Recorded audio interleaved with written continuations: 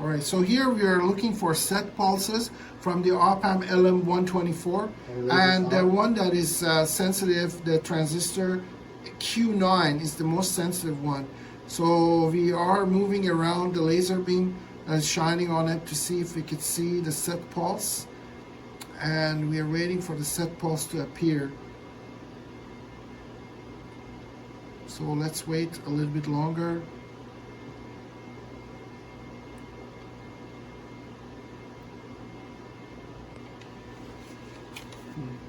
There's some small pulses appearing there, not near, you can see it there. Can you just play around a little bit? Yeah, and there's the pulse. You can see the pulse that appears and the bigger pulse that appears there.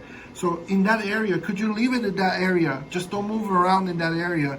So you can see that the pulse, there are 3 pulses that just passed by. Can you move a little bit? Yeah, and we can see more pulses. So this proves that shining the laser on the LM124 transistor Q9, we could see set pulses appearing, and that is a proof of single event effect. So here we have the laser control and the IR, where we see where we shoot. And we can adjust the position, see where on the chip we're shooting, and target the sensitive spots on the op-amp chip.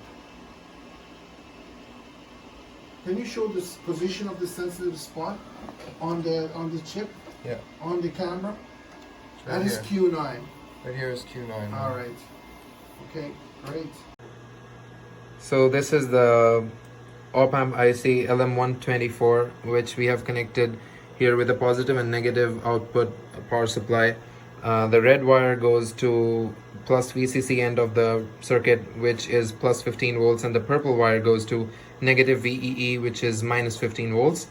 Here we are connected to the oscilloscope with the black wire, or the ground, connecting to the ground of the power supply, the DC ground of the power supply, and the red wire is connected to the output of the op-amp, which can be observed in the oscilloscope. So this is the electrical setup for the op-amp.